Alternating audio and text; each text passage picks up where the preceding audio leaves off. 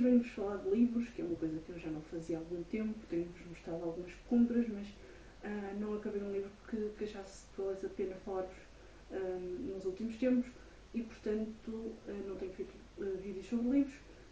Mas hoje vou fazer então um para vocês. Então, durante o apagão, acabei este livro aqui, que é o Fomos Mais do que um Erro, do Raul Minhalma. Eu li todos os livros do Raul Minhalma, menos um, que foi o que saiu em 2023. Ele está na minha estante, só que eu ainda não o li. E verdade seja dita, eu adoro este autor.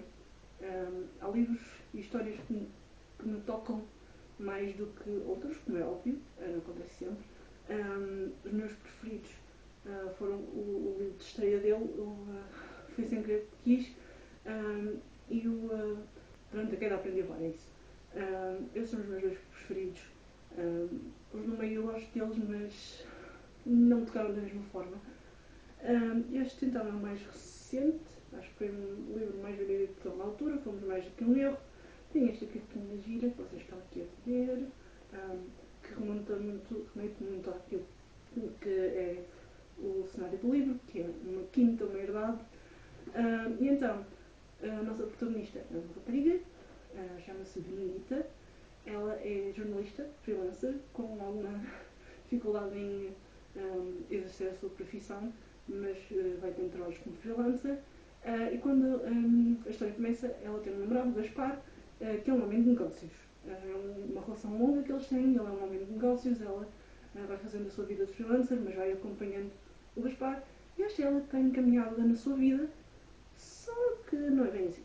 É uma relação bastante complicada, eu diria até bastante tóxica, e provavelmente um pouco alimentada não só pela personalidade do Gaspar, que é realmente difícil, mas também pelos factos, pelo que aconteceu ao longo da vida da Benedita, e que faz com que ela tenha também uma personalidade complicada, mas de outra forma, de uma forma mais carente. Nós percebemos logo no primeiro capítulo que ela é carente por causa de situações que lhe aconteceram no passado, no seio familiar, e isso nota-se muito na primeira parte do livro, porque ela vai aceitando as coisas que o Gaspar lhe vai dizendo e fazendo, apesar de questionar sempre, ela questiona sempre, e por isso é que há bastante atrito e a tal toxicidade entre eles, mas ela vai acabando sempre por aceitar, porque é o que eu digo, eu acho que ela tem alguma parte dela que é bastante carente. E eu nessa parte do livro confesso que fiquei bastante, não digo colada ao livro, porque honestamente às vezes apetecia-me atirar com ele, porque a Benedita irritava-me solenemente, mas essa parte do livro realmente fazia-me sentido, para ser muito sincera.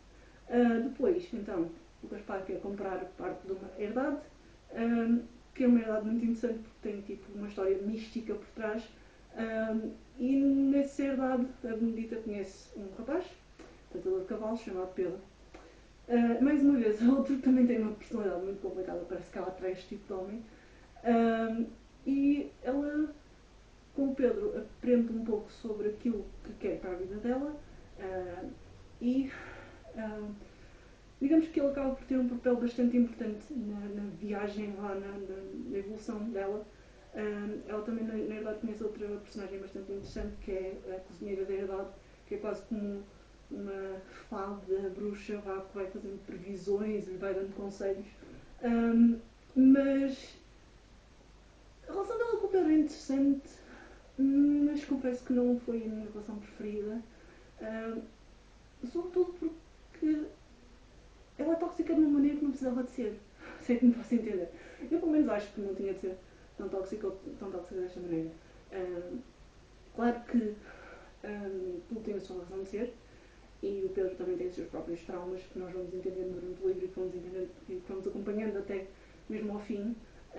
Mas, enfim, não tinha de ser desta forma, mas ele acaba por ser bastante negativo para ele próprio e para ela, o que acaba por ser uma grande sombra sobre o relacionamento e sobre a própria história.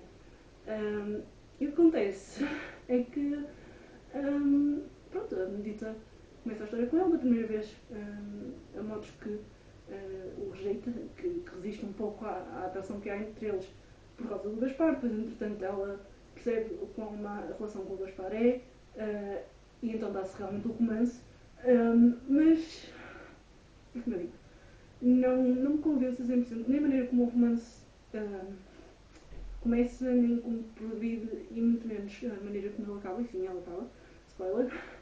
Um, e depois, eu tenho a sensação que o fim é um bocado precipitado.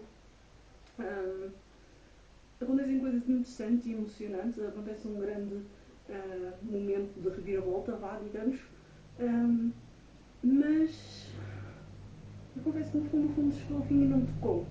Não me convenceu e não me tocou. E depois, é uma coisa que eu tenho dito sobre os livros do Roald Dahl, que é isto. Eu sei que eles todos, à exceção talvez de um, acabam mal. E portanto, a verdade é que quando eu vou para o livro, já não, a minha prima, por exemplo, diz-me: eu estava com expectativas. Eu já não estava. Eu já estava convencidíssima que ia acabar mal. E depois, depois é tudo tão vago no fim. Acaba, eu acabei por ficar até com uma sensação de inacabado, sobretudo em relação à Pedro, porque a Benedita, nós acabamos por perceber que ela acaba por resolver a vida dela, um, embora a informação seja toda bastante vaga, como em tudo, porque nós não sabemos em que cidade é que se passam estas coisas.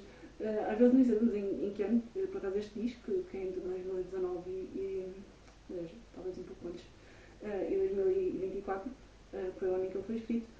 Mas tudo no é assim um bocadinho tipo é a vila, o jornal central, não sei o que, não sei mais. As coisas são assim todas, tirando uma ou outra marca, coisas assim. A verdade é que é tudo muito vago. O que honestamente é interessante, mas é esquisito às vezes.